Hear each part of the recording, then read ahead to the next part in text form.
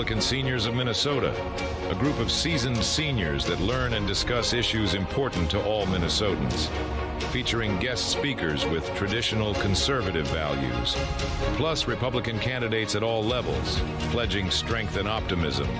We believe in and advocate for the principles of personal responsibility, economic prosperity, peace through strong national defense, and limited, sensible government.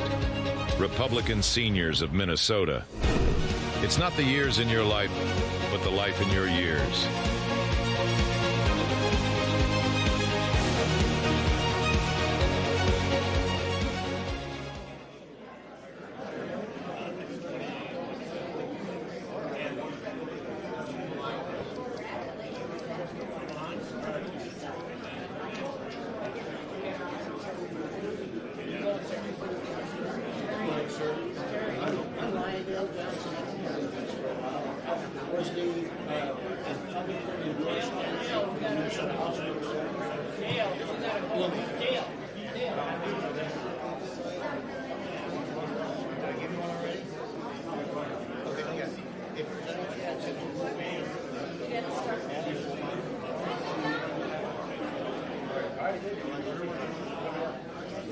Good morning. Welcome, a special welcome to those attending our video live stream. I'm Terry Flower, the chair of the Republican Seniors of Minnesota. This meeting is being live streamed today and also recorded by our volunteers for your future access. Now, a few quick courtesy reminders. These help others hear and enjoy the meeting and also show our respect for our speakers. One, please turn off or silence your cell phones. If set to vibrate, please do not set them on the table. It will rattle. Ask us how we know that. Now, take any, if you have some side conversations, please take them out of the room. Either go to the east lobby and close the doors, and don't just go to the back of the room. It just makes it tough for the people who have been collecting money and doing other things to keep us going. It's hard for them to hear. And if you would too, please wait for the microphone.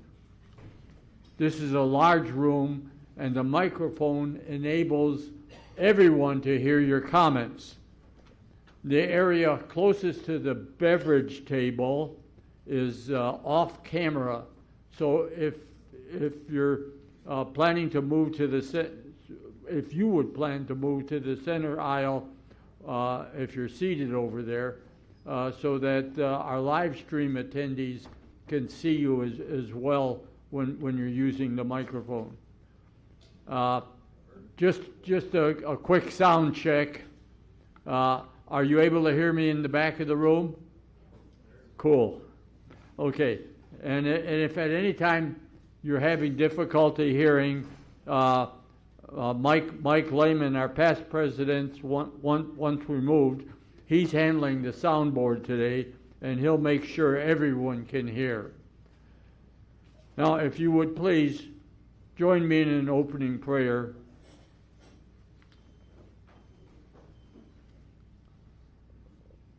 Heavenly Father, we bow our heads before Thee.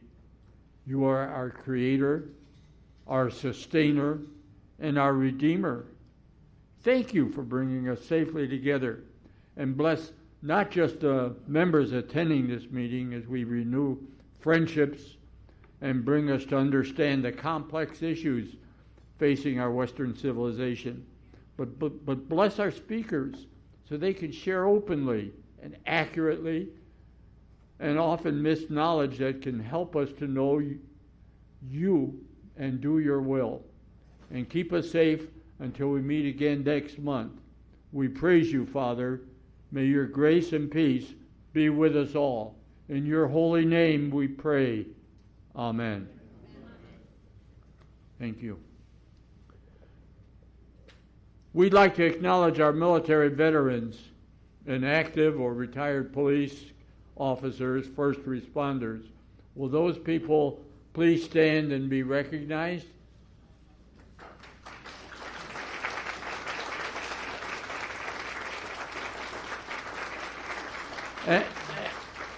And now, will all of you please stand and join me in the Pledge of Allegiance?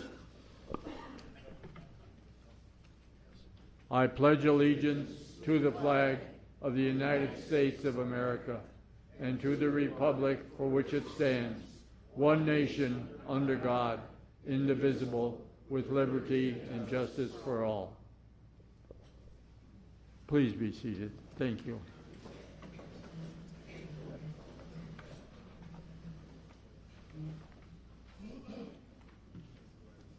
We have some announcements. One is about the death of Sara Amaden. We are saddened that we have to tell you that Sara Amaden passed away Saturday evening. She was a dear friend and loyal Republican. She worked for this organization, Republican Seniors, for 15 years, maintaining the database of our membership and made it possible to get in touch with you. More than that, she was a good Republican, and we will dearly miss her for that. In accordance with her wishes, there are no arrangements, and if anything changes, we will let you know. We have a couple of our board members here who had something quick to say about Sara. Thank you, Terry. Yeah, Sara was, she meant a lot to us, and it was a big, sudden loss. I knew Sara back when she worked at the Senate. She worked in the Minnesota Senate for 20 years, including in the office of the minority leader in the 90s and the early 2000s, Senator Dick Day. And the skills that she learned there, she brought here when she became a board member. She sort of got us on the track of the 21st century with our technology, giving us a database that we can send out mass emails and also managing our website for us, skills that not everybody has. And she was just great to work with, a great friend, and we all are going to be missing her dearly. Yes, ditto on that. I was on the board with Sara for 6 years, knew her before when we were over at the Legion, Richfield Legion. And it's a terrible loss. It's a shock. It's a terrible loss. She was a nice, calm, good person. I met Sara when I came here, and she would be registering the members, and I would be collecting the cash, and we would have these long conversations. And I miss her.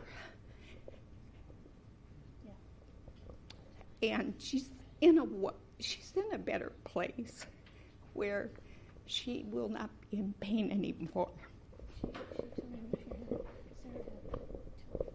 Sara had COPD. She couldn't breathe. Well, I'm going to throw a damper on everything because Sara not only was a friend, but she's in heaven now, and she's met her Lord and Savior, Jesus Christ. And I thank the Lord for that. And so she was a great member. They've already said it, and we'll miss her. And it was sudden. I mean, she went to hospice only, a month ago or something, and then she passed away Saturday.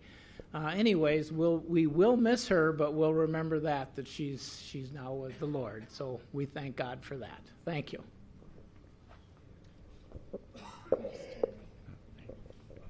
Thank you. Folks, if anybody has a brief 30-second announcement that you'd like to make, we'll have a few minutes for those just before our door prize drawing at the end of the program. And you should know that you're welcome to stay in the room after the meeting for your conversations. We have the room paid for until noon. And thank you to all the additional volunteers who have stepped forward, and see them sitting at the table or you see them walking around the room. And, we can use more help, and if anybody's able to do that, we have a sign-up list here. Our group will again be volunteering at the Minnesota GOP office monthly and helping to do what needs to be done, prepare envelopes for mailing. Every little bit helps. And we'll meet there at the state party headquarters just off of Highway 100 and 494. The date and time is being determined right now, and we'll let you know. And you can when you can come and when you can leave. I'll send a monthly reminder note to those who are interested in helping out at the state party. So be sure to sign up here as well. Now our first speaker this morning was supposed to be Lisa DeMoth, Speaker of the Minnesota House of Representatives. As you know, they had a special session called, and it didn't get over until the wee hours of this morning. So, in fact, the late hours of this morning.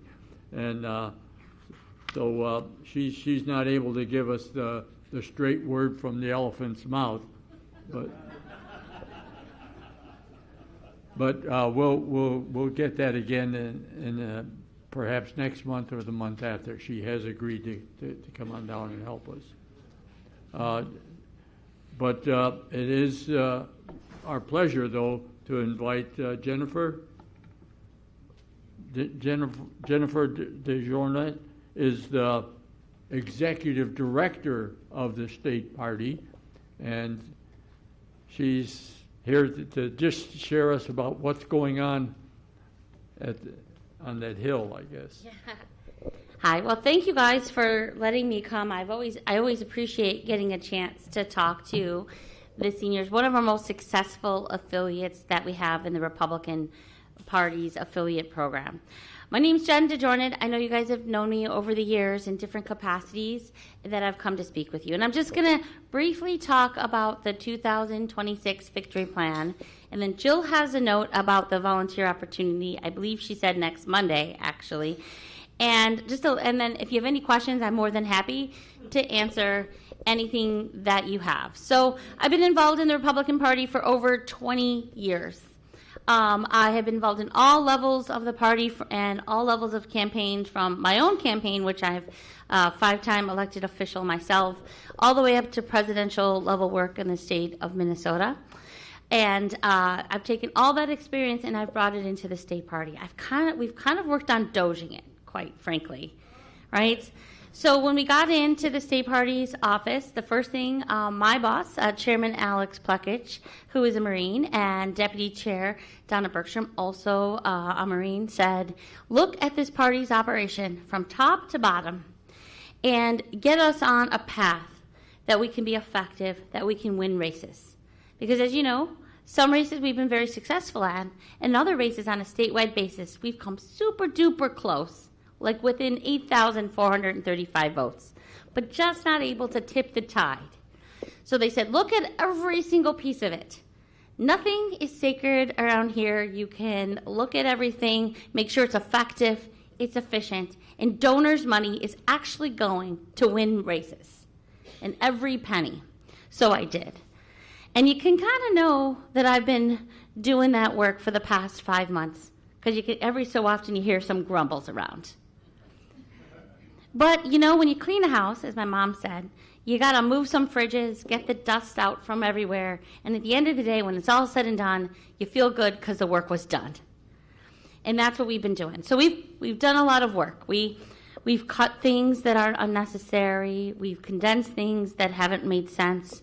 We've changed positions around to make them more efficient. We even, as of last week, cut the Culligan water contract because we can drink tap water at the party, okay? Because that money can go back out to talk to voters.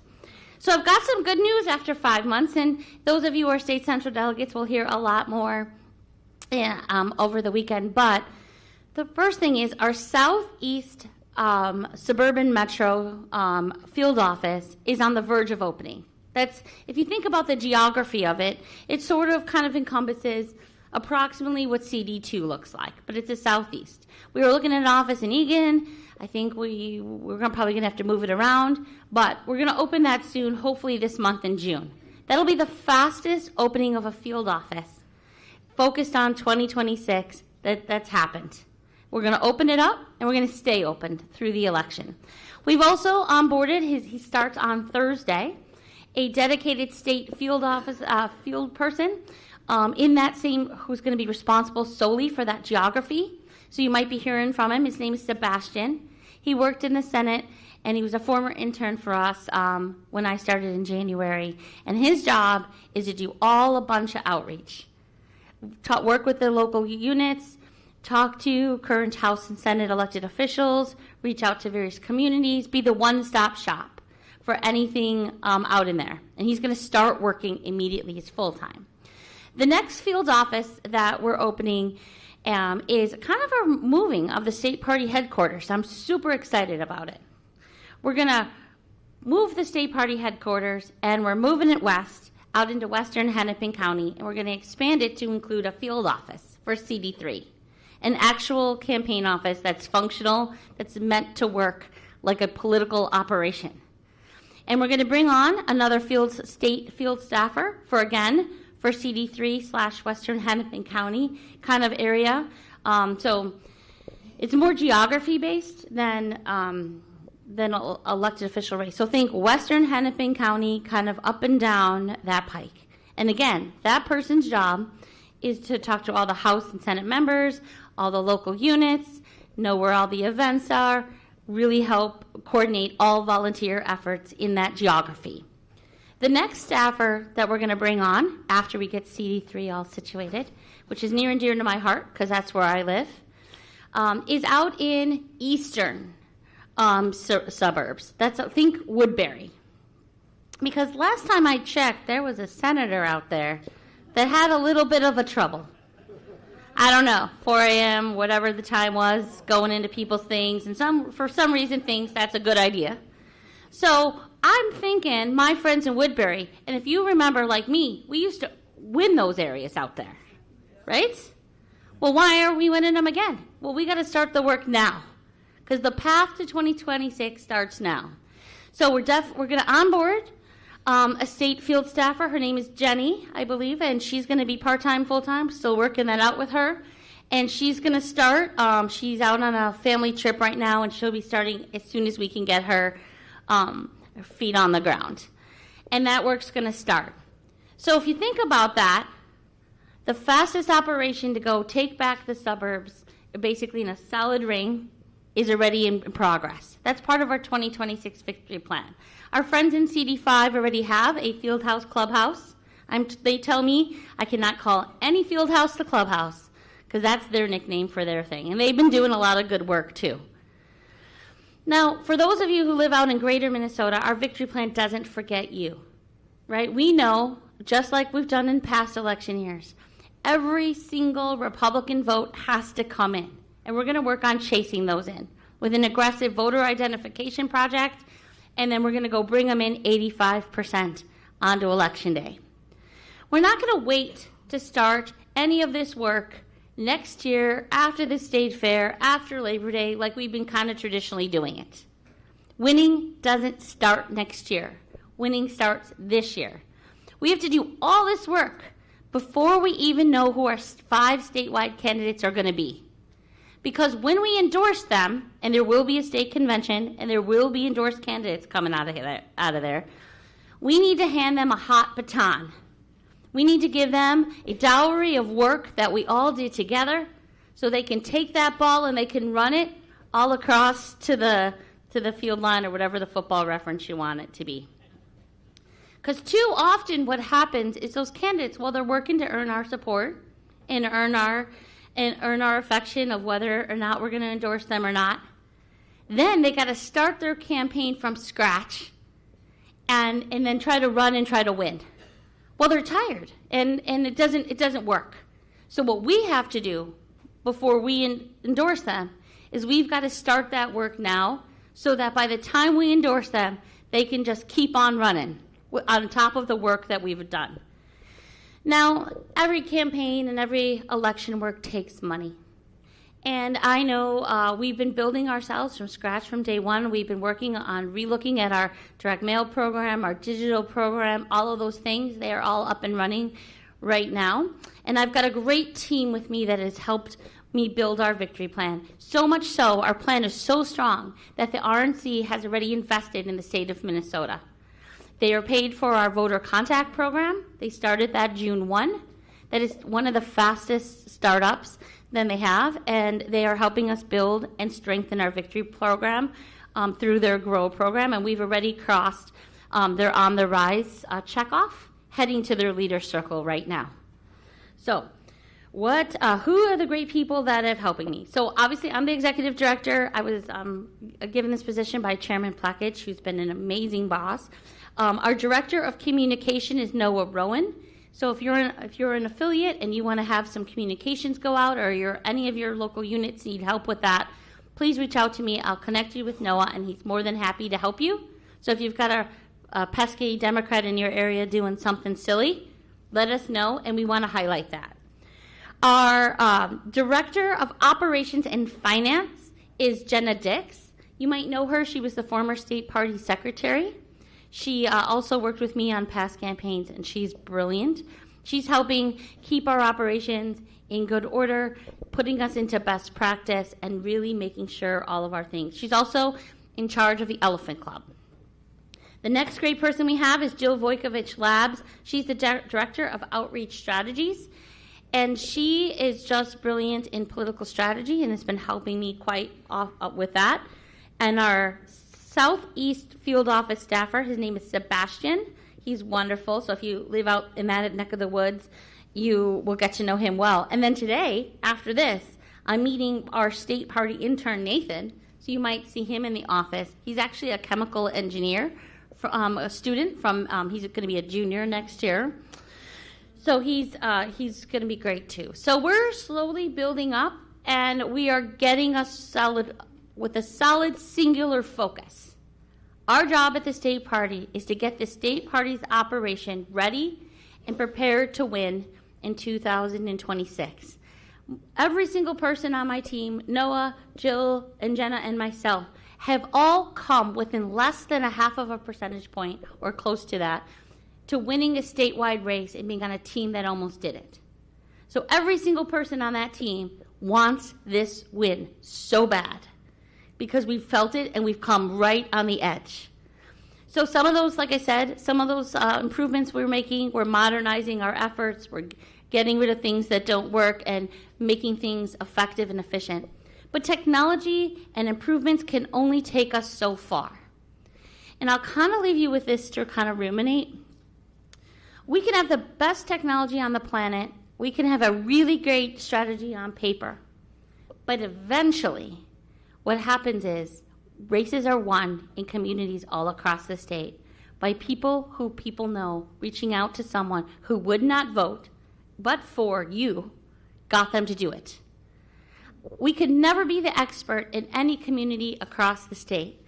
You are the experts. You know what will work in your hometown. You will know what will get that church member who's given up or doesn't think their vote matters anymore to show up and vote. You have to be the ones to do that. You got to find me 3 more people attached to you, a couple. You got to inspire somebody around you to say, you know what? Times might be tough. Other people might have more money than me, but I am going to put my mark on a ballot and make my voice on that ballot so loud, people will hear me. Even when I think the odds are impossible, they will hear me because I did not stay home, I did not give up, and I insisted on being heard and the world to change. That is the power of an election. People fought, people sacrificed, people insisted on that right to vote. And it breaks my heart.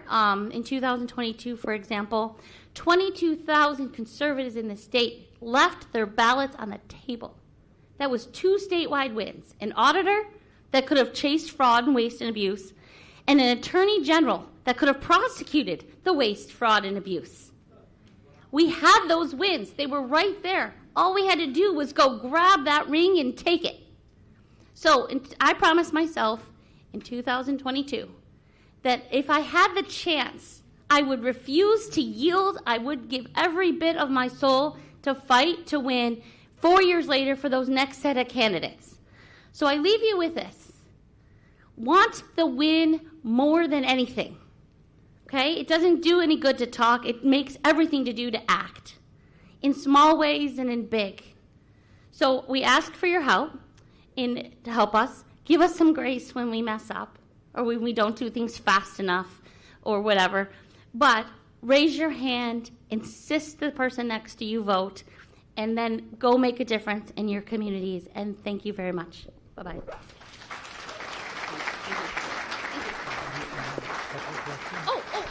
I forgot questions. Does anyone have any questions? Yes, sir. Yes. Thank you. Thank you, Jennifer. Terrific information. Great. I'd like to know, we have 4 elected representatives from Minnesota in Congress, Republicans, correct? Yes. Are we on good terms with those people? Is MNGOP on good terms, and are we in close communication and close communion with them? Yep. Can you talk about that a little bit? Yep. So every other week, I have a congressional district call with the staffers of the 4 congressional members every other week. And also, I do one at 10, they're at 10 o'clock, and at 9:30, I do the House and Senate, right? And we work through things out. For example, I asked if they were going to come to State Central, and they are including a letter in the program that we're going to put out to State Central. So I would say that, we had staffers at our Lincoln Reagan dinner.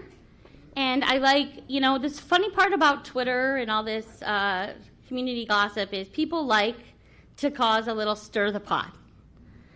And here's what I know about winning. Winning is picking a path and moving forward and doing the work. And I'm sure when we get closer to election season, we'll see more of our congressional members at events across the state. Yes?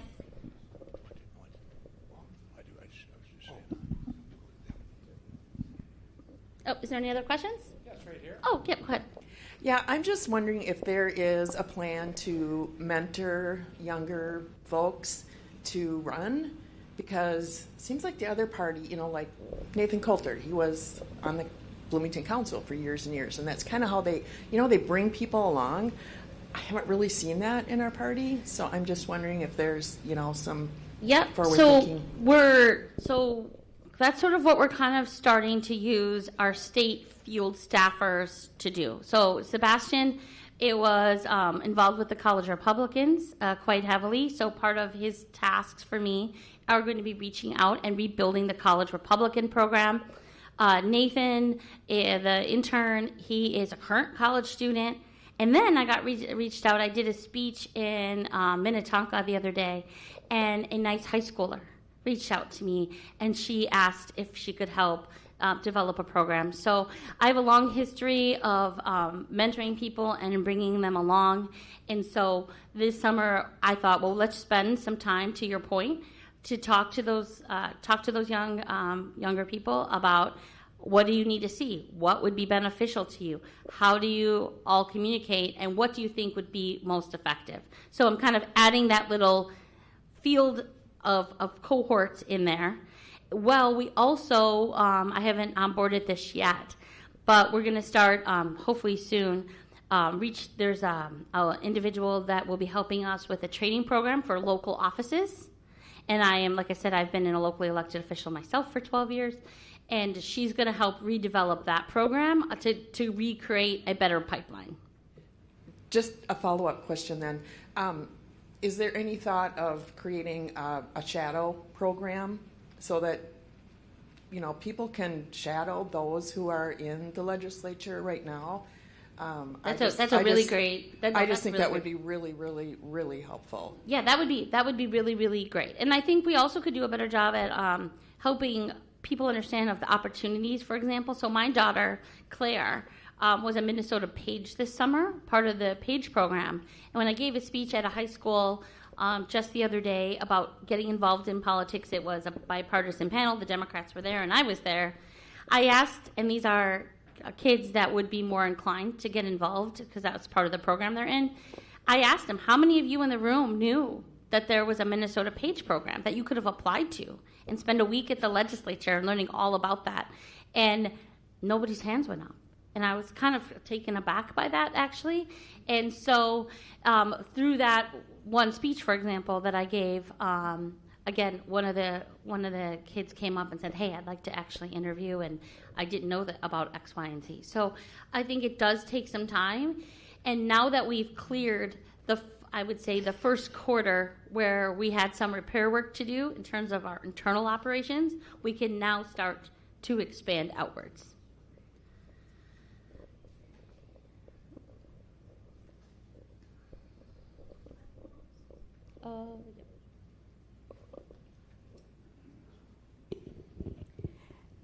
My question kind of relates to the candidates and recruitment of candidates that can win.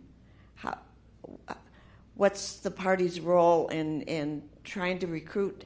I mean, we've had candidates that aren't winnable. I mean, that in the past. So you want to fight to get that candidate to win, but we've got to have candidates that are winnable. Yep. So to your point, and I'll talk about an improvement that we're working on right now.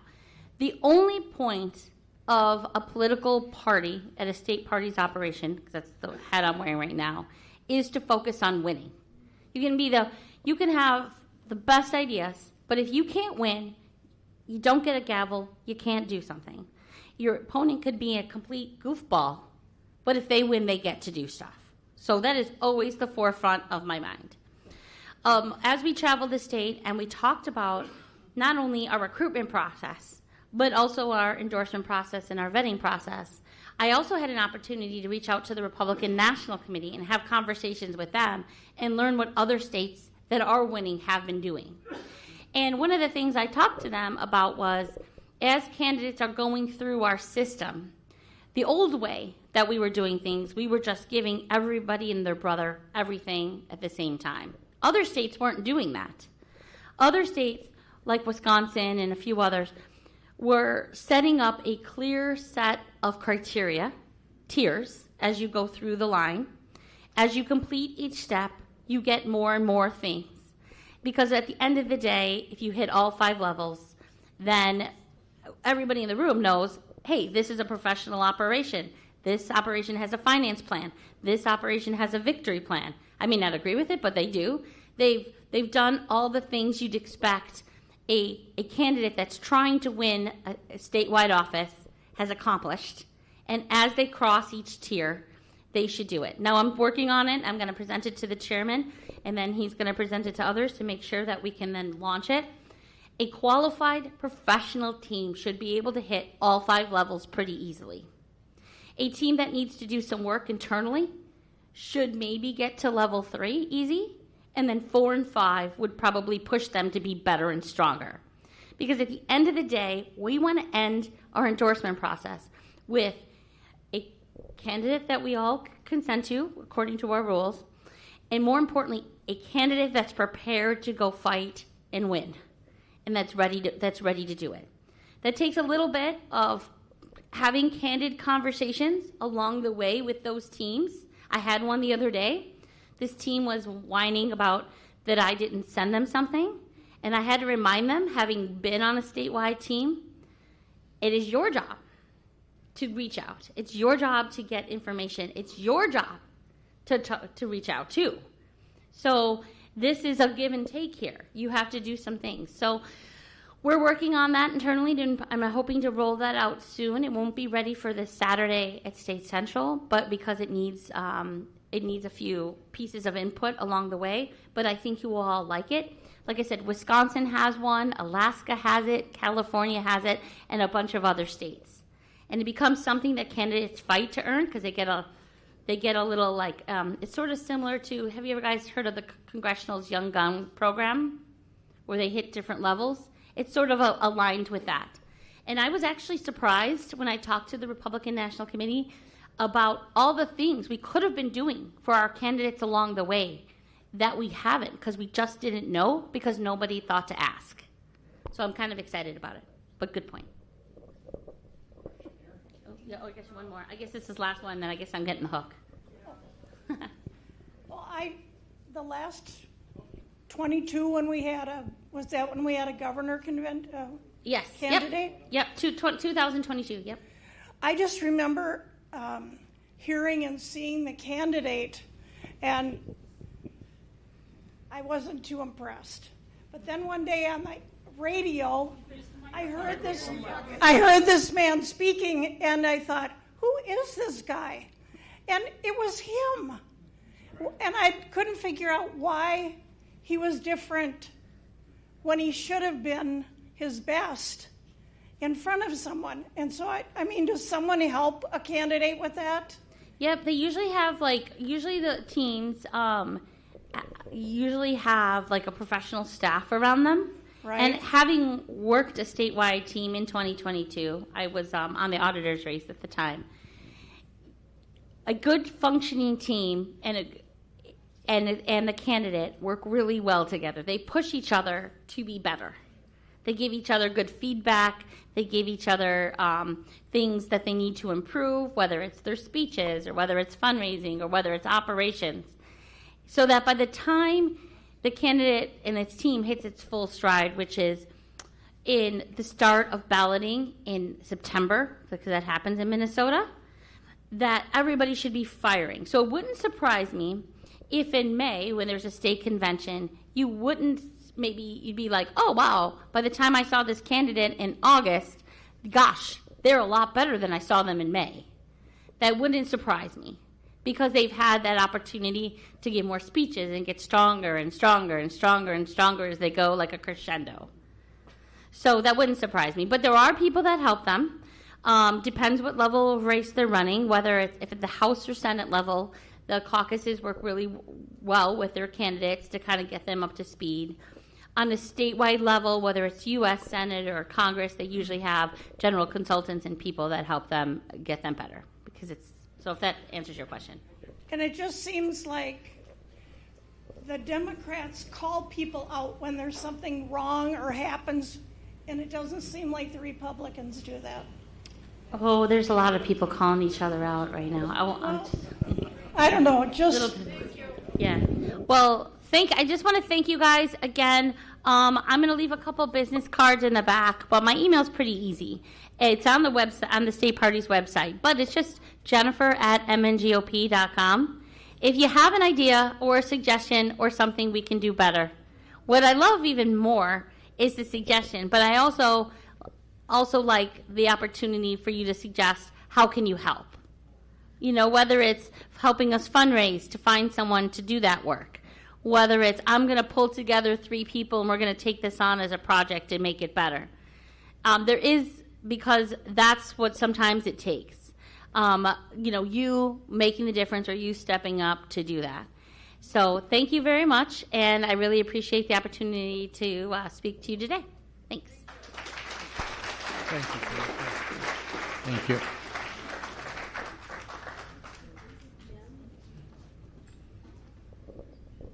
Okay, and I'm sure you're ready now for our featured speaker, Bill Glahn of the Center of the American Experiment, and he'll have all the latest updates on what has been called the nation's single largest fraud scheme against the COVID-19 relief programs. Yes, right here in Minnesota. Bill?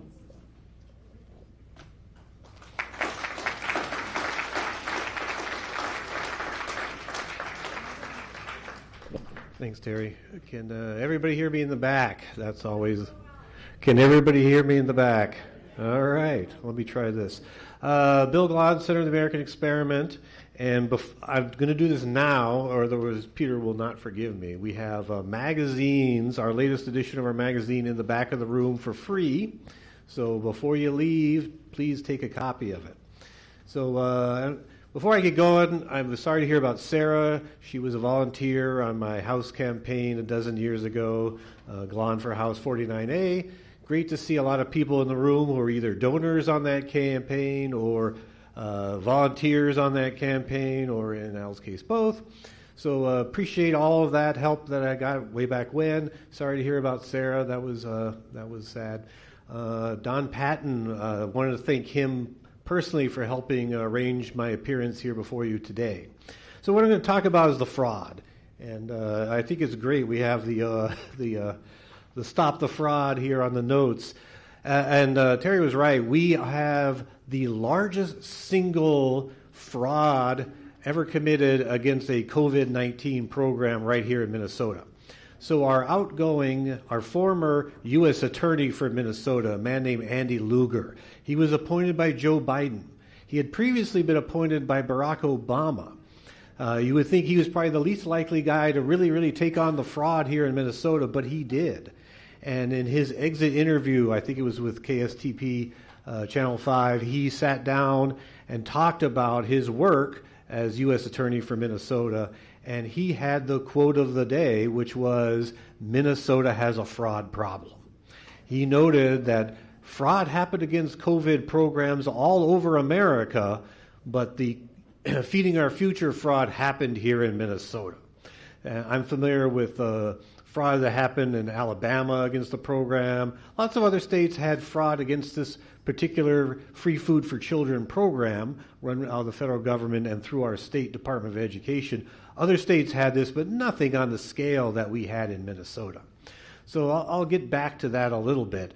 But when I started looking into this, and this has been 3.5 years ago, you have to remember those FBI raids on Feeding Our Future and the other locations that the FBI raided happened in January of 2022. It was one of the coldest days of the year. In fact, it might have been the coldest day of 2022. And I'm thinking about, they had the FBI guys, they had IRS agents, postal inspectors, ATF, anybody with a federal badge that they could get their hands on. They flew people in from out of state to help conduct these raids. 200 federal agents they sent out into the field simultaneously at dawn on January 20th, 2022, and it was something close to 15-20 below zero. So I feel bad for all those guys. They flew up from Texas or Florida, wherever they got them, that they had to go and conduct these raids and do all this out in the cold. But it's produced tremendous results. There's been now 72 people indicted in the case. We've had 45 convictions in the case so far, and there will be more. In fact, there's already another guilty plea scheduled in the case to happen later this month. So Andy Lugar set the ball rolling, and I'll get back to the fraud, but I had a question asked of me, I don't remember, social media or one of these sort of events, just how much fraud is there in Minnesota? And the question we still are waiting for an answer for. I tried to put an answer together in this thing I call the scandal tracker, which is probably better described as a waste, fraud, and abuse tracker. So trying to track not just the fraud against state government programs, but just some of the sheer waste in the programs where they're sending money out to people who aren't eligible. Maybe it's not fraudulent. Maybe it doesn't rise to the level of criminal activity, but it's still your tax dollars going out the door. Nothing good is being accomplished. So that was the origin of the scandal tracker. And so I put together this scandal tracker, and my intent was, and I'll tell you, I'll give you the spoiler, I failed. My intent was to try to convince Democrats that there was a fraud problem in Minnesota. Andy Lugar, a Democrat, told everybody Minnesota has a fraud problem, but it's amazing how many Democrats I encounter either at the state capitol or in real life or on social media who just deny the existence of a fraud problem. So I looked for sources that I thought Democrats would find credible and believable. And so it just so happens, through no fault of his, the State Attorney General, Keith Ellison, has within the Attorney General's office a Medicaid fraud Prevention Unit. So there's a bunch of investigators who's dedicated their careers to rooting out fraud from Medicare programs. And in general, the Medicare programs, Medicaid programs in Minnesota are run through the state's Department of Human Services. And again, we'll get back to them again a little bit later. So DHS, not to be confused with Homeland Security, but the Department of Human Services, state government agency located in St. Paul. They're right downtown St. Paul, not too far from that little French Catholic church, so that's how I know where they're at. Literally at a stop on the light rail system. They have been the contributor to most of the items on the fraud tracker. From memory, I think there are 28 items on the fraud tracker, and most of them are Medicaid, Medicare fraud unit efforts that have been uncovered by Keith Ellison's office, again, through no fault of his own, and they have prosecuted them, again, millions and millions of dollars. So, and it's everything. It's that child care fraud that you heard about years ago, which if we saw J. Cole's reports back in January is still going on. It's autism clinics. That might be one of the newest ones where both the Attorney General's office and the U.S. Attorney's office is looking into fraud among autism clinics. I think there have already been a couple of charges in there. There's the personal care attendant program. That's been the subject of some fraud. And in fact, there was an effort that Medicaid fraud unit under the Attorney General undertook. They called Pit Stop 66. And PIT stood for an acronym that included interpreters and transportation. There was a whole suite of fraud being undertaken by some people down in Faribault County. And there are 87 counties in Minnesota. Rice County, where Faribault is located, as the county seat for, is county number 66. That's Pit Stop 66, and the idea was to stop the fraud. So it's patient care, interpreter services, and transportation. So what these folks were doing were they were bringing patients from Faribault and Owatonna up to the cities to receive medical treatments. And the idea was, and I forgot the mileage, it's either 55 or 60 miles that the state of Minnesota would pay to transport you to a medical appointment. So even though there are capable doctors in Rice County and in Faribault and in Dakota County, that they were bringing them up to the cities for their doctor's appointment and bringing along an interpreter, and they were triple billing for all these appointments. Then they got more clever. Why have the appointments? We'll just bill for the appointments. So they got a hold of the Social Security numbers and addresses of these patients. They had bona fide appointments where they would be transported 55 miles or whatever it is, just the limit, and they would receive their treatment and return back home to Faribault, Owatonna, and then they stole their identity, essentially, and just kept billing for services not rendered. And so this was an effort that the Attorney General's office, through the Medicaid Fraud Prevention Unit, undertook a slew of prosecutions. So I added it up, and it turned out to currently stands at $611 million.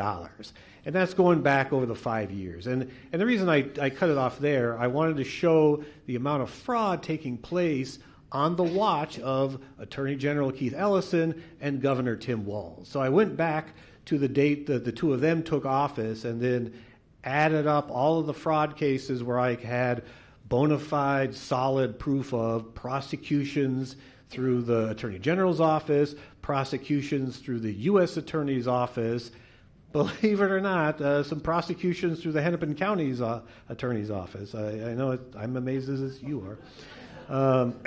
And reports and investigations undertaken by the state's Office of the Legislative Auditor. She's currently Judy Randall. Jim Noble was the former auditor for the state. He did a great job. This is not to be confused with the state auditor, which is a different and elected office. I think Jennifer, in her speech, she talked about working on a campaign for state auditor. That's a statewide elected office, and the current occupant of it is completely useless. So, but luckily, it's really bizarre. We have an office called state auditor, but they literally do no auditing of the state government. They do auditing of local governments, counties, municipalities, townships, whatever. But the Office of Legislative Auditor, which works for the legislative branch, as the they might suggest, is in charge of auditing state government. And so Judy Randall is the current holder of that office. Jim Noble is the past holder of the office. They do great work. They have great staff. They are truly independent, nonpartisan, unbiased. They care about good government. So they have undertaken some investigations of that child care scandal that I mentioned earlier that you all heard about, the suitcases of cash leaving the country. You had the frontline workers pay. That was something the state government did a couple years ago to reward people who had been nurses and frontline workers in the COVID years and tirelessly worked, putting their health at risk during that pandemic. This was to reward them, but it was completely botched, and millions and millions of dollars, tens of millions of dollars went out to people who weren't eligible. They did a great review of that, the legislative auditor. So I added up all of these incidences of proven fraud, came up to $611 million over 28 incidents. I'm continuing to add to it as new things come to light. CARE 11 has done great work. They're investigative reporters uncovering fraud in programs for addiction treatment. So people who are addicted, people who have substance abuse problems, get treatment through state-funded programs. And CARE 11 has done some great investigative work, have gotten some state and federal investigations going of these providers trying to stop the fraud of yet another state government program. $611 million. So you fast forward to this last election, and you heard Jennifer talk about the results of it. At the State House of Representatives, we ended up eventually with a 67-67 tie. 67 Republicans, 67 Democrats, and unfortunately Lisa Damath, who was working all night on the state budget, wasn't able to be with you this morning, but she's done great work as our Speaker of the House and the State House of Representatives. One of the things that Lisa Damath was able to negotiate with Democrats when they got going, when finally, after 3 weeks of not showing up for work, they finally got going in the state legislature, they got negotiated the creation, the first ever Fraud Prevention and State Agency Oversight Committee. It is the only committee in Minnesota state government, House or Senate, with a majority Republican membership. There are 5 Republicans, 3 Democrats. Every other committee in the House is evenly split, 50-50, but this one Fraud Prevention State Agency Oversight Committee is a majority Republican. Kristen Robbins, a state representative out of Maple Grove. I don't know if she's spoken to this group or not. She's great. She is the chair of this committee, and she has been dogged in prevention and investigation of fraud and oversight of state agencies. So this committee never existed before. It got actually going when the legislature convened. And because Democrats wouldn't show up, we spent 3 weeks having hearings at the state capitol where no state agencies would show up.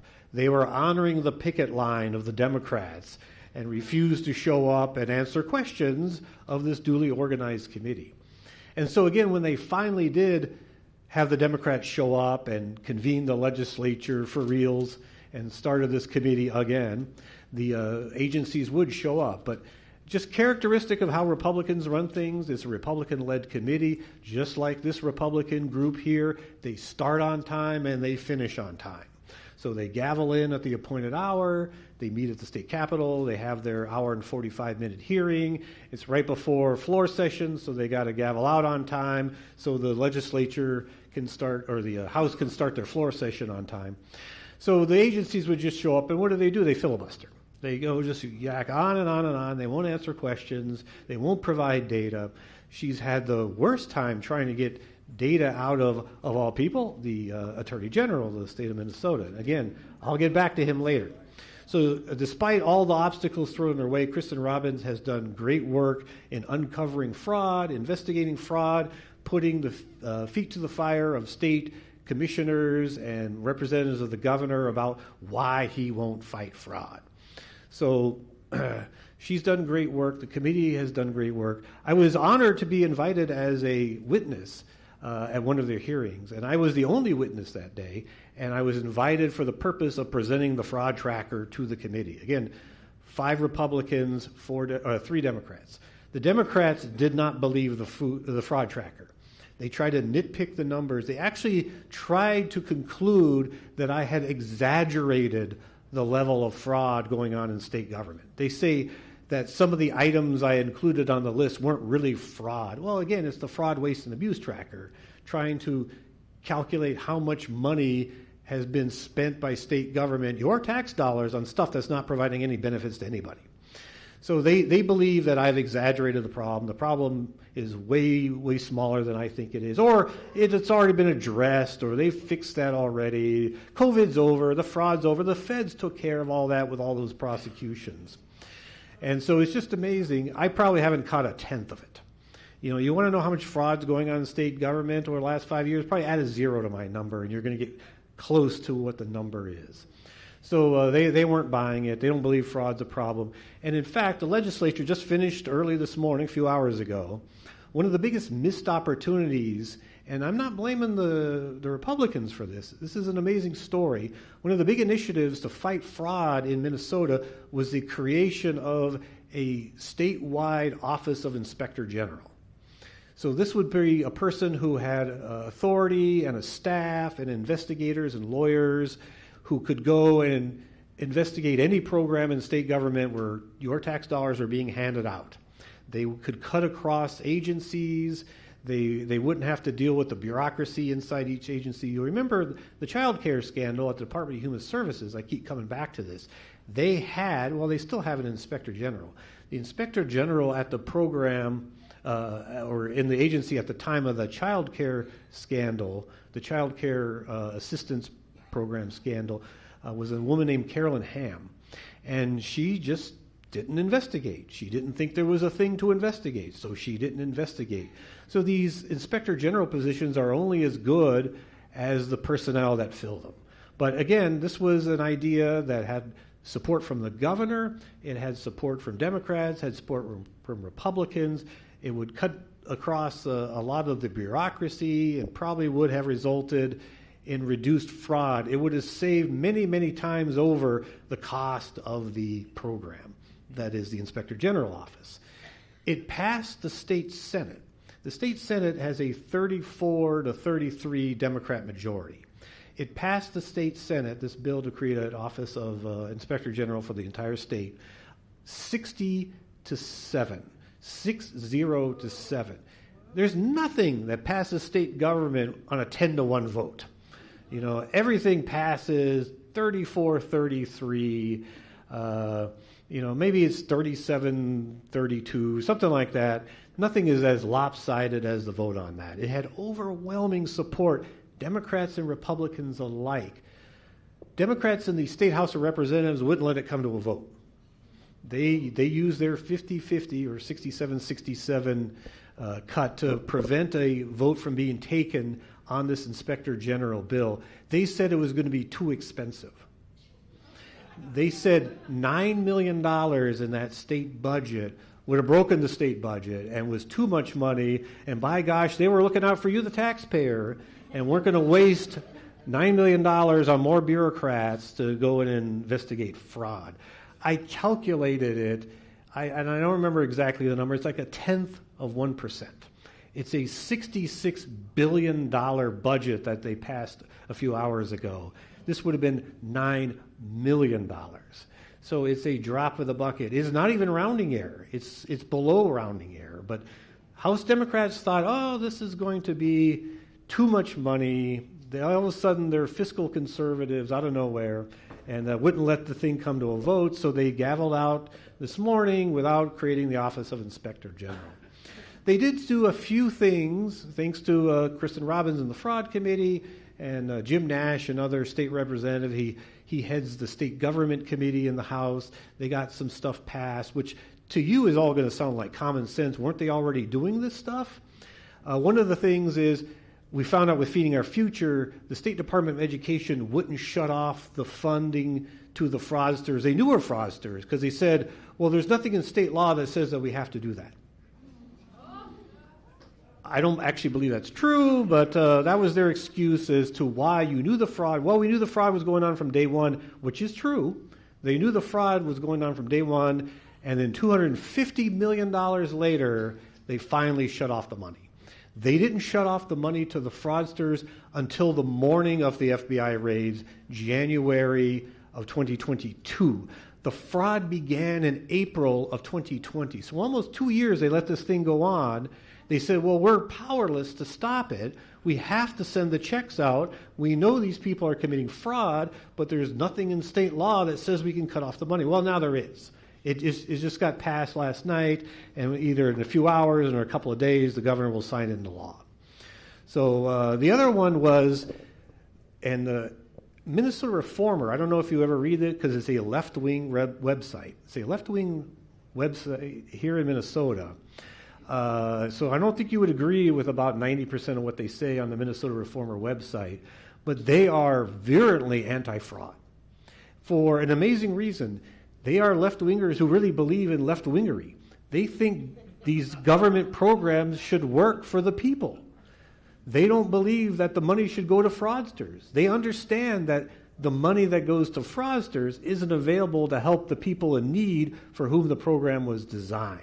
So among the people who have been most aggressive in going after fraud from the media is this left-wing website called Minnesota Reformer. They have a reporter at these Feeding Our Future fraud trials every day. I can see them. They sit next to me or sit in another bench across from me. They are adamant about fighting fraud. They did an investigation right when that first batch of indictments went out in September 2022, when the U.S. Attorney Andy Lugar indicted the first 47 defendants in the Feeding Our Future case.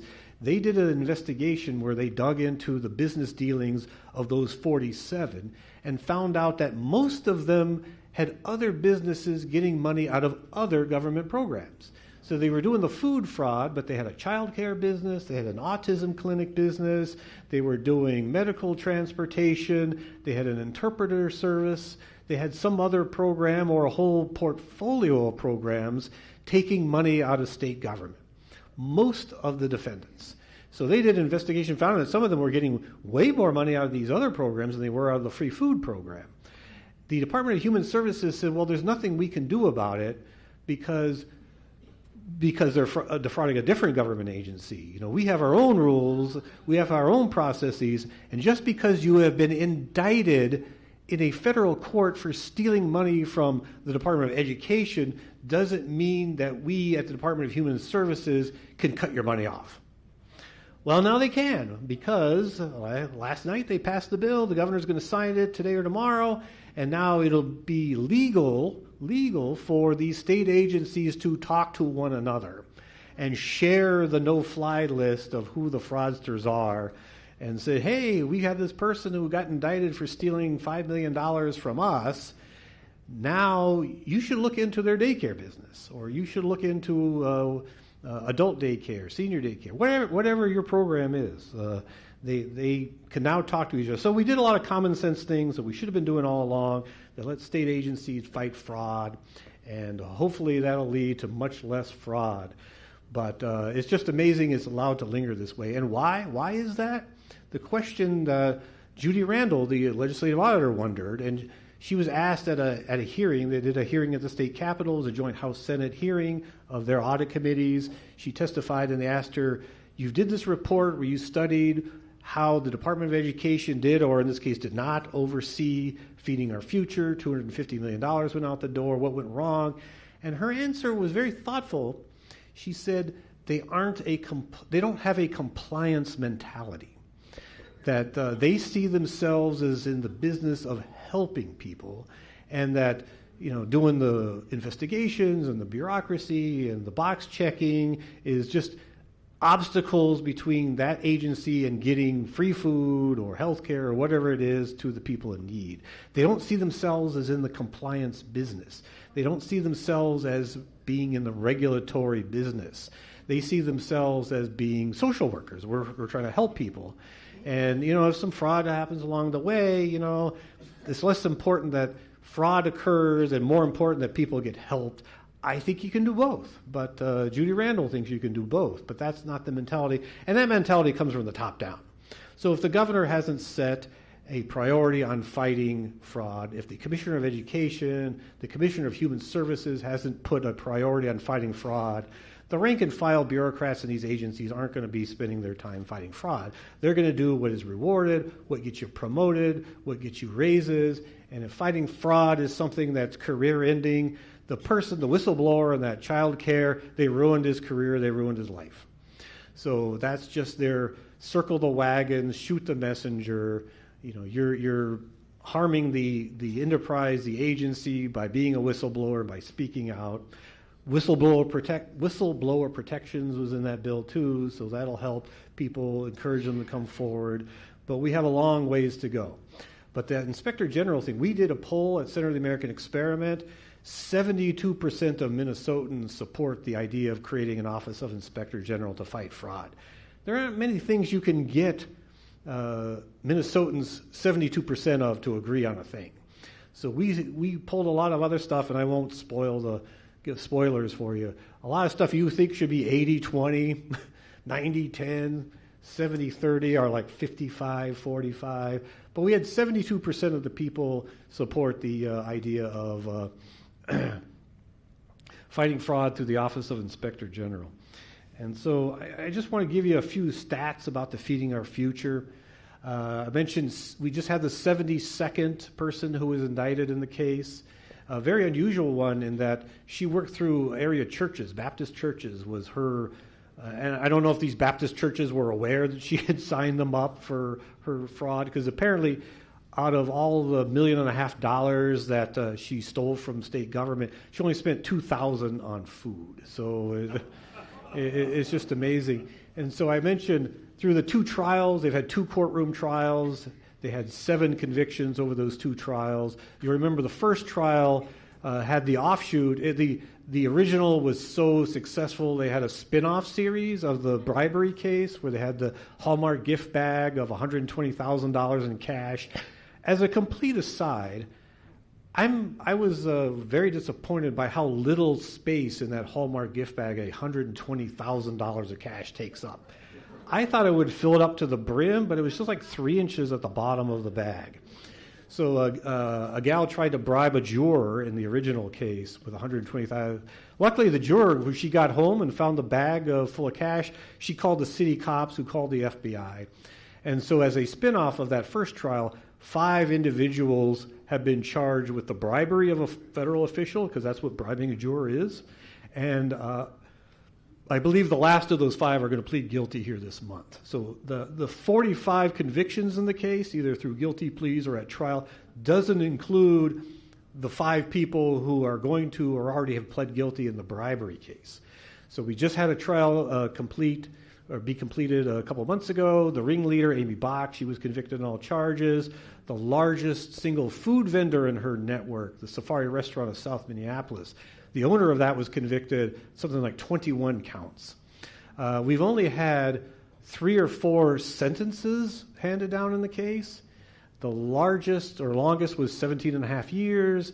The shortest, I think, was like 4 or 5 years. Of the 45, only 3 or 4 have been sentenced so far. More trials on the way. I suspect more indictments on the way. And everybody asked me how much money's been recovered. Of the $250 million, they've recovered $75 million of the nominal value. But a lot of this were, brand new Lexus SUVs or brand new whatever. 4 or 5 years later, they're worth a fraction or not as much as they were. So they think they're going to, and they bought commercial real estate, which probably wasn't a great investment. So of the $75 million that the feds have seized, they're probably going to net something like $60-65 million. And again, that was just of Feeding Our Future. There were 2 other large nonprofits who were in the same game, who for reasons it's unclear haven't been indicted yet. You add them together, you double it. You get to $500 million from just the food fraud.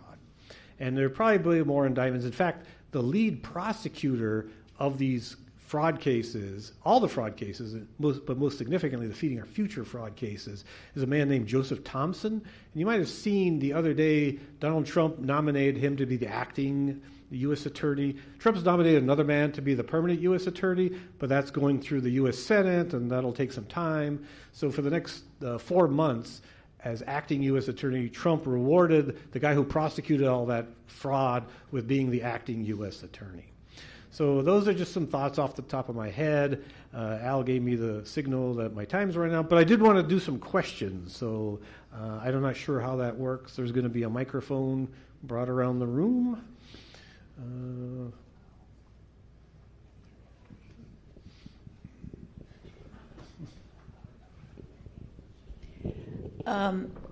I attended some of the hearing down there, the fraud hearing.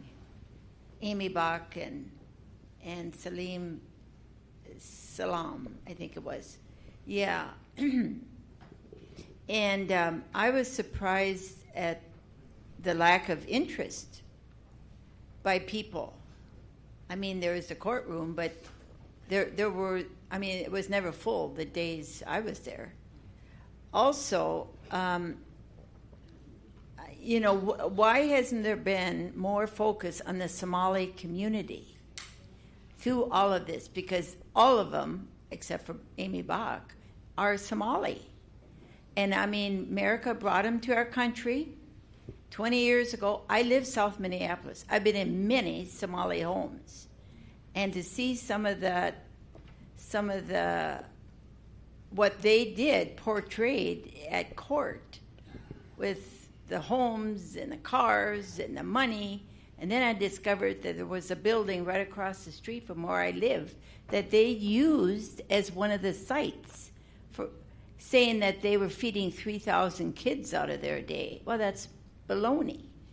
But why hasn't there been more emphasis from the Republicans? The Republicans need to get a little grit on the Somali community. If they're doing it now, they'll continue doing it.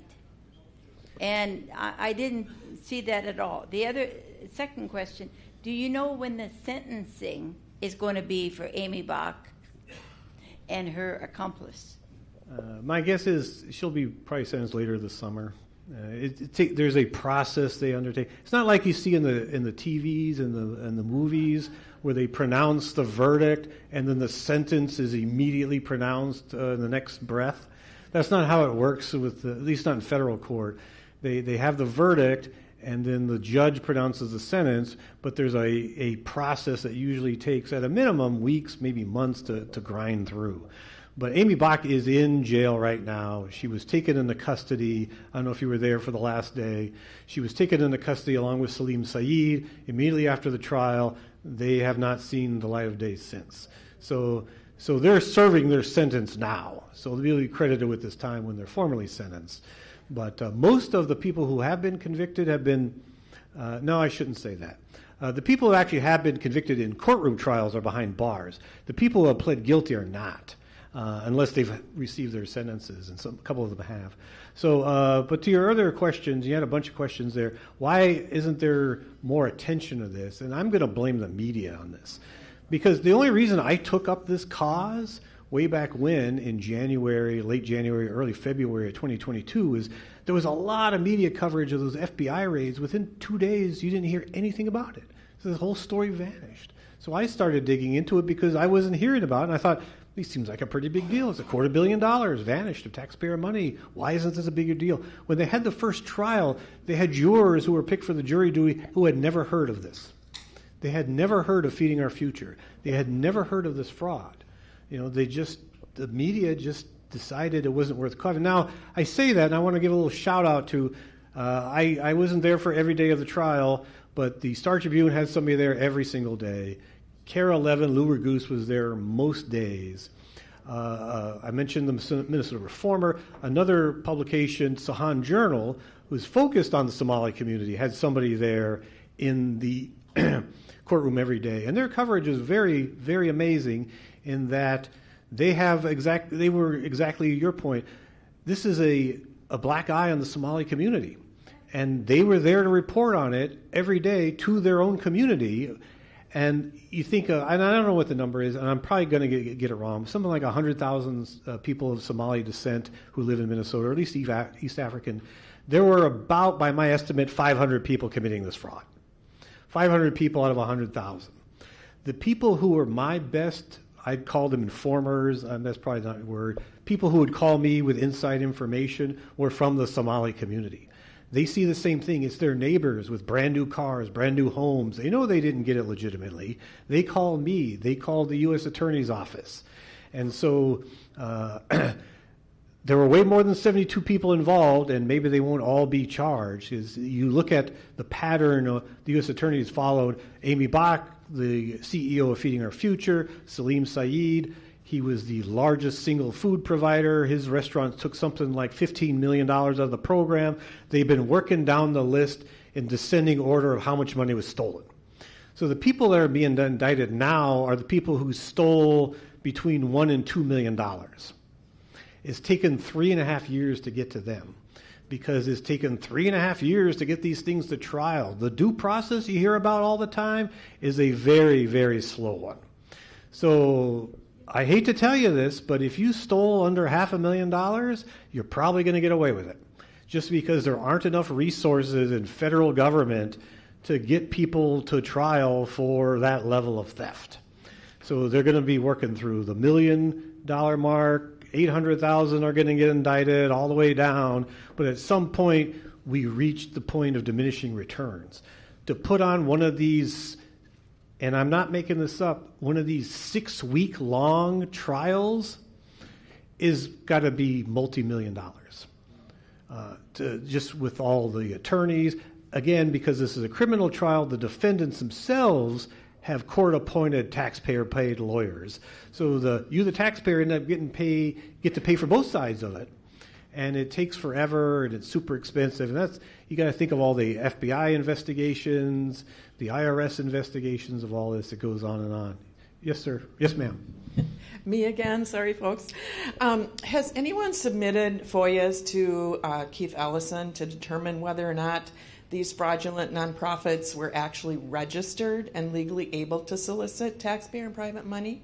And I'm asking this because I've been following Artistry nonprofit in Bloomington, and for the third time now we found out that this organization has not filed. They've received a letter to, their registration has been withdrawn. They're violating Minnesota statute if they continue, but AG's office does nothing. In 2020, the nonprofit applied and received $300,000 in PPP money. The FBI refused the case, and you just answered my question because it's not enough money. But no one has conducted a forensic audit.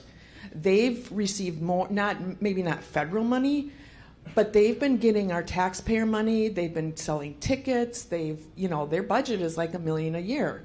They were not registered from 2019 up until March of 2024, and now they're not in compliance again. And I've gone to law enforcement and Kara Washington with a staffer in the AG's office. When asked about why they can continue, she said, there's probably others. So it's okay? Can somebody help me? Sorry, it's not okay, but you see what we're up against. So to answer your original question, you don't need a FOIA request. You've actually done all the work. You look them up on the IRS charity search site. You look up their tax returns. They either never file. You look them up on the Secretary of State. All this knowledge is publicly available to anybody with a computer.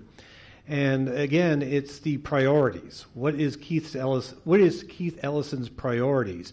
So you might be aware, you might have seen, it's an audio recording, an hour-long audio recording of Keith Ellison meeting with some of these exact same people who have been indicted, who have been convicted in federal court of the food fraud. They were his campaign donors. They gave money to his re-election campaign back in the day. He pledged to go and support them. The FOIA request. Kristen Robbins has been trying to get answers to basic questions about Keith Ellison's role in Feeding Our Future fraud for weeks and weeks and weeks.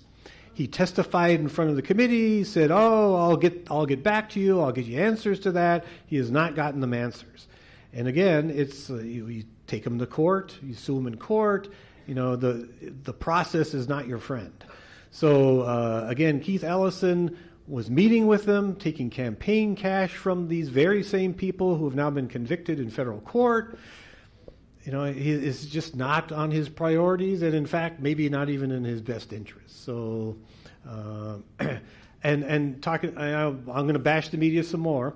So that audio recording was listed as a exhibit in the last federal court case. Every media outlet in town had that recording. Every one. I got it. I published it. Nobody else would publish it. Once I did publish it, they all did stories on it, but again, but for me, but for the center, but for somebody caring about this stuff, local media would have let Ellison get away with it. Yes, sir. I was recently driving around town with my wife's brother, and he said, "Do you know what is the most surveilled area in the United States?" And I said, "Twin Cities?" And he said, "Yep." And I said, "Okay." And he said, "Okay, why do you think that is?" And I said, "Somalis?" And he said, "Yep." Do you know if, in fact, the FBI, he said the FBI has recently set up a large office in the Twin Cities area for that very reason. Is that correct? I haven't heard that, but very interesting. No, I have not heard that, but I will say this. In that last trial, I was in the back of the room. You're right, there weren't that many people in the back of the room most days. They showed videos, surveillance videos. They had cameras outside a Safari restaurant, looking at Safari restaurant, the front door, the parking lot in the back, for weeks and weeks. No kids coming to get food, or very rarely were kids ever coming to get food. And so Salim Saeed's defense was, no, I really fed all those millions of meals. But they had day after day, week after week of surveillance video of his restaurant, 360 degrees, and no kids were coming to get food. So again, there are cameras everywhere. The bribery case, the way they were able to get all 5 people charged in the bribery case to plead guilty, is they had all the surveillance footage of when they followed the juror from the courthouse in downtown Minneapolis to her home in the northwest suburbs, and they had the license plate readers of the rental car that the bag woman had rented going to and from the house that the juror lived at. So, we're well surveilled, that's for sure, sir. Yes, from the back of the room? Oh, no. So, in a meeting with Steve Elkins, he's our rep, and he's a Democrat, and I believe, and he's on the fraud committee. I think he's head of it, in fact. And we asked if the people that work for the government were not criminally involved in these things. Aren't they criminally negligent? Don't they have sort of a fiduciary responsibility? And his response was, well, Walz has quietly fired 3 people, and nobody's ever heard that. But how? Not only have I not heard that, they have denied it in public, in committees, that anyone, they have said that not a single person has been disciplined, not a single person has been fined, and they have said that over and over again. So I have not heard that there's been any quiet behind-the-scenes discipline. But yes, at some point, gross negligence and active sabotage are indistinguishable. So the idea that you can not be enforcing the law, letting $250 million go out the door to fraudsters, but yet you're doing your job, those statements are not compatible. This is a message to the audience here. This is a commercial that Bill should be saying. Support the center of the American experiment. Join them. It's their effort, it's Bill's efforts that's making this happen. Join them and support them.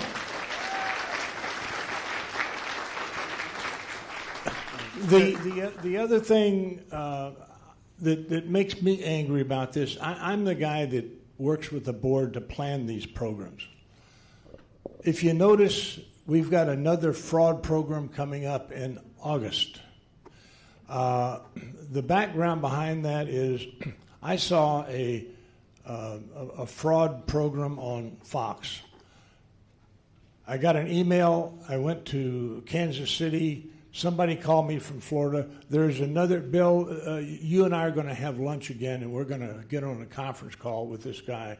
He's going to be our speaker, but he is part of a non-governmental fraud organization.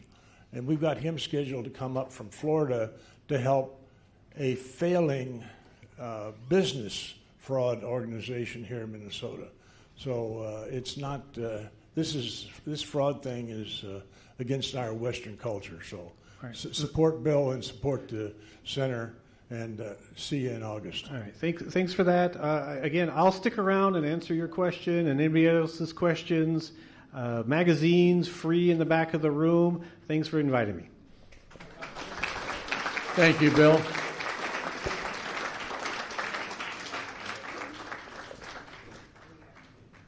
Wow, that certainly was interesting. And thank you for waiting for the microphone before speaking. Okay, additional announcements. Are there any guests or first-time visitors that are joining us today?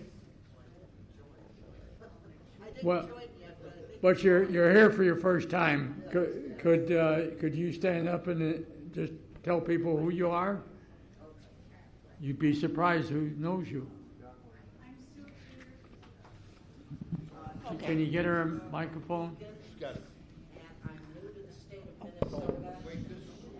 Wait, we got one coming. Sure, thank you. Diana Maruska from Eagan. I'm new to the state of Minnesota, and I'm looking forward to getting involved with the Republican Party. So I wanted to last fall, but long story, I'm here now. Thank you. Thank you. Sue Cater, I'm from Edina. I am the vice chair of SD 46 in charge of affiliate group relations. So if you have questions about FD 46, come see me.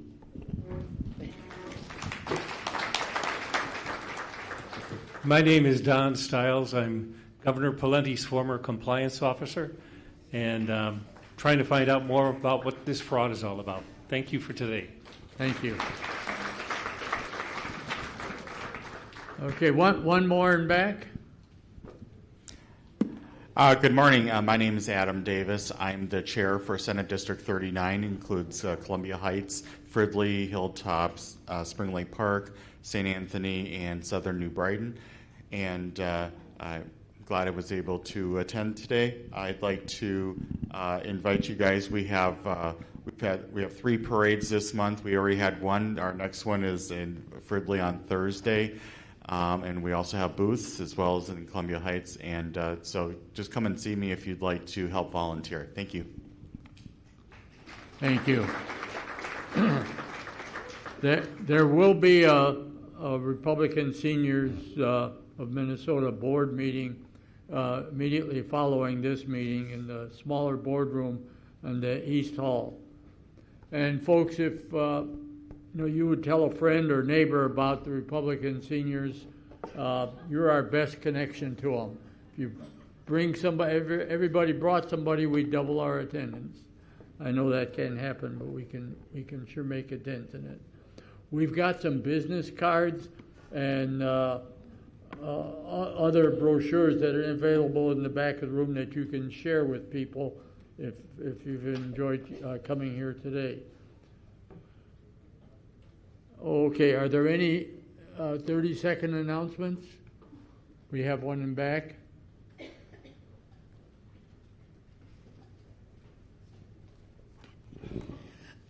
I continue to get information from other Senate districts. Today I printed off something from SD 49 Eden Prairie. They are inviting us to their 4th of July event. That brochure is on the back table here.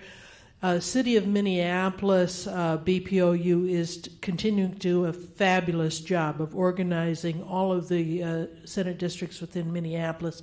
I have their most recent newsletter also printed back here. Thank you, Carol.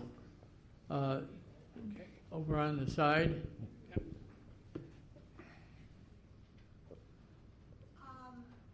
Just a second, we'll be with you. Right there. Thank you. To amend the SD 46, that's Edina, a little bit of St. Louis Park, and all of Hopkins. So come see us at the Edina 4th of July Parade, Parktacular, and the Raspberry Festival. This is not about any SD, but I'm on the Bloomington School Board, and my second term ends in December. I am not running again. I am now a senior fully, and I don't have anyone conservative to replace me. And so if you know anybody in Bloomington that would be a good candidate, direct them my way. And one more.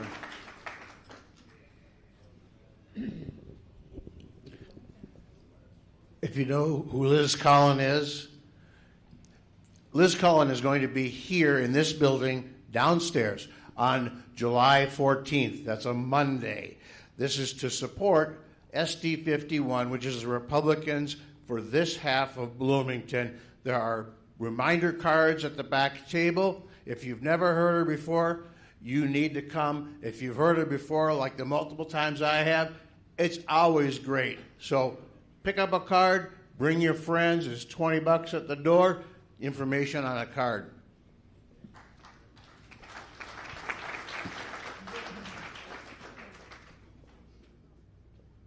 Oh, okay, folks. Now what you've been waiting for is the door prize drawing. Al, would you?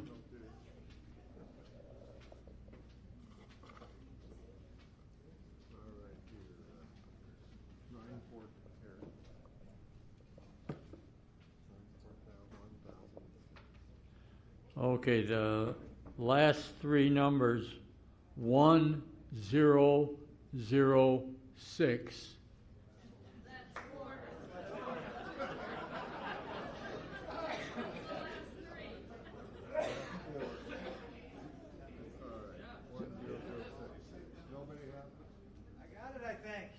Good. Okay, come on up and get your. We got one more. Yeah, come on. Oh, yeah, you can pick the next one.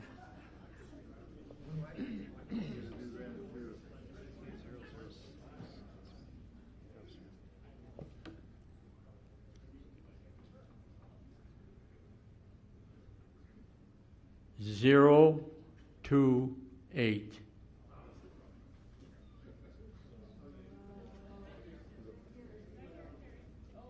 Back there. Come on up.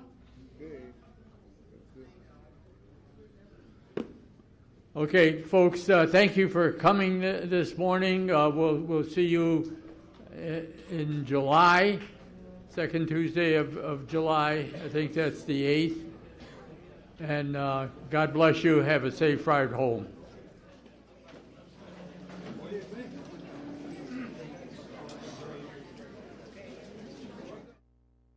Republican Seniors of Minnesota.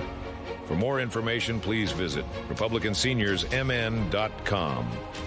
While visiting our website, you can click on the video tab to watch videos of past meetings. Also, look for other tabs that bring you to our live player and other video programs. Or, on YouTube, search for Republican Seniors of Minnesota